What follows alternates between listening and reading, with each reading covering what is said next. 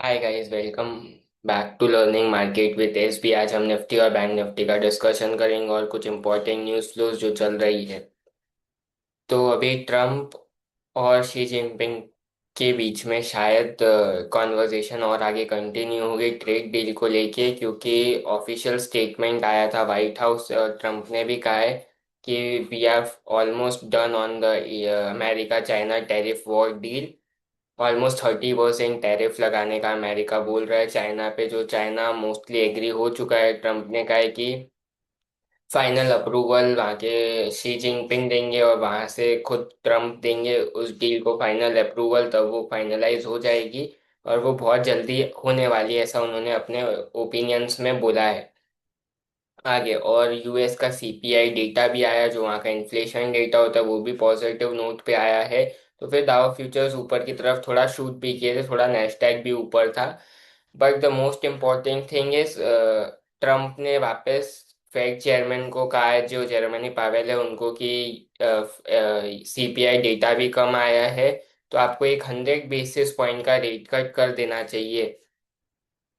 उससे जो अमेरिका का डेट बर्डन है, जो डेट पे इंटरेस्ट पे करना होता है, वो भी काफी ईज ऑफ हो जाएगा। तो इकोनॉमी के लिए भी अच्छा रहेगा और गवर्नमेंट के लिए भी अच्छा रहेगा कि डेट कम होगा और इंटरेस्ट बर्डन भी कम होता रहेगा। तो अब देखते हैं जेरोमनी पावेल क्या करते हैं, क्योंकि 18 को फेडरल रिजर्व का इंटरेस्ट रेट डिसीजन है, तो वो ध्यान में रखना पड़ेगा कि वो क्या बोलते हैं। क्योंकि दोनों हमेशा ऑपोजिट रहने की ट्राई करते हैं। ट्रम्प हमेशा जेरोमनी पावेल पे प्रेशर बनाते रहते हैं, बोल बोल के कि आप 25 बेसिस पॉइंट कर दीजिए, 50 कर दीजिए, 100 कर दीजिए एंड सो ऑन। तो अब जो करना है जेरोमनी पावेल अपने हिसाब से करेंगे, क्योंकि फेड एक इंडिपेंडेंट बॉडी है और पावेल ने पहले भी कहा था कि मैं किसी के बिना इन्फ्लुएंस में आई इंडिपेंडेंट डिसीजन लूंगा जो कंट्री के फेथ में होगा या हक में होगा उसको लूंगा।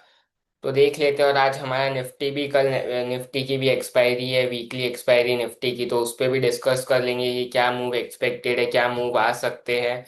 वो सब भी डिस्कस कर लेंगे और चार्ट पे चल के देख लेते हैं कि आज हमने जो डिस्कस किया था उसके अकॉर्डिंग क्या क्या हुआ और क्या क्या चीज़ें हमको प्लान रखनी चाहिए कल के लिए, वो भी देख लेते हैं।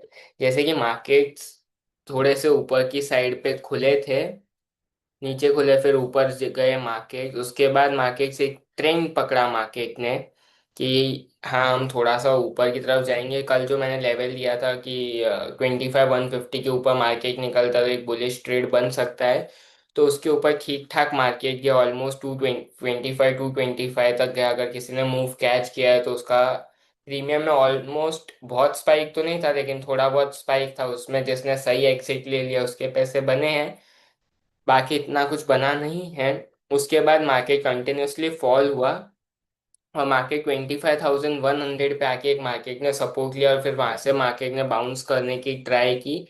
At the end of the day थोड़ा सेलिंग प्रेशर दिख रहा था, और जब मैं रिकॉर्ड कर रहा हूँ तो एफ एस डी आई के भी डेटा आ चुके हैं। एफ एस कुछ 400-500 करोड़ का सेलिंग का फिगर है और डी आई का पॉजिटिव फिगर आया है। तो कैश मार्केट में डेरिवेटिव डेटा अलग बनेंगे तो वो भी देखना रहेगा। बट जो कल के लिए इम्पोर्टेंट लेवल रहेंगे वो यही रहेगा, 25,090। इसको 75 भी रख सकते हैं एडजस्ट करके, क्योंकि स्टॉप लॉस एक्सपायरी के दिन थोड़ा ज़्यादा रखना चाहिए। तो 75 के अगर नीचे मार्केट निकलता है तो एक डाउनसाइड ट्रिगर होगी जो इसको 25,000 तक खींच सकती है फर्स्ट लेवल। अगर उसके भी नीचे निकलता है तो 24,925 का फर्स्ट लेवल रहेगा। ऊपर की साइड में अगर 2225 निकलता है, 25,225, तो मार्केट ऊपर की साइड में मूव दे सकते हैं। 25,300 तक मार्केट टच करने की अप्रोच कर सकता है। अगर उसके ऊपर निकलता है तो ऑलमोस्ट 25,425 तक मार्केट टच करने की कोशिश कर सकता है। जो मैं बताऊंगा मेरे को कम पॉसिबिलिटी लगती है, पॉसिबिलिटी है, हो सकता है दाव फ्यूचर काफी ऊपर बंद हो जाए या हम लोग गैप अप ओपनिंग दे दें। बट देखिए ऑप्शन डेटा जो प्राइमर फेसिली इंडिकेट कर रहा है, अगर 25,150 को at the money strike price मान के अगर कैलकुलेट करें तो 60 पॉइंट का प्रीमियम इधर है, 90 का इधर है। तो प्रीमियम काफी रीजनेबली प्लेस्ड है। मेरे को लगता नहीं है कि इतना मूवमेंट आएगा मार्केट में, थोड़ा बहुत मूवमेंट रहेगा। एक पॉसिबिलिटी है कि 230 तक प्रीमियम डीके हो जाए, मतलब 8-10 रुपए रह जाए ऑप्शन का प्रीमियम और वहां से एक रैली आ जाए। बट मैं रिकमेंड नहीं करता आप हीरो जीरो करो या बाकी ट्रेड करो। अगर किसी को डायरेक्शनल मूव भी लेना है तो आप नेक्स्ट एक्सपायरी में कर सकते हो या मंथली में कर सकते हो। ऑल तो कैपिटल थोड़ा ज्यादा लगता है, लेकिन थीटा डीके नहीं लगता। हीरो जीरो में फंसने से अच्छा है थोड़ा कैपिटल को सेफ रखो और उसके साथ ट्रेड करो। बैंक निफ्टी, इसमें काफी मूवमेंट था, इसमें अच्छे मूवमेंट्स आए। नीचे खुला मार्केट, फिर मार्केट रिकवर किया, फिर मार्केट ऊपर की तरफ रैली किया। जो हमने रेजिस्टेंस दिया था वहां पे रुका भी, 56 7 70 780 का जोन था, फिर वहां से वापस टूटा। लेकिन जो नीचे में लेवल दिए थे कि 56 500 के नीचे जाते तो एक 300 तक का मूव पॉसिबल है, वो 300 नहीं, 56 400 से ही वापस घुमा, फिर ऊपर की तरफ आया। एंड में थोड़ी सी सेलिंग इधर भी देखने मिली। तो जो भी मूवमेंट ट्रिगर कराएगा, बैंक निफ्टी में ज्यादा मूवमेंट रहेंगे एज कम्पेयर टू निफ्टी। कल के लिए भी मेरे को यही लगता है कि बैंक निफ्टी से ही मूवमेंट ट्रिगर होगा। कल के लिए जो इम्पोर्टेंट लेवल रहेंगे, अब 56 400, इसके नीचे निकलता है तो एक डाउनसाइड मूव मिल सकता है 56 350 तक का।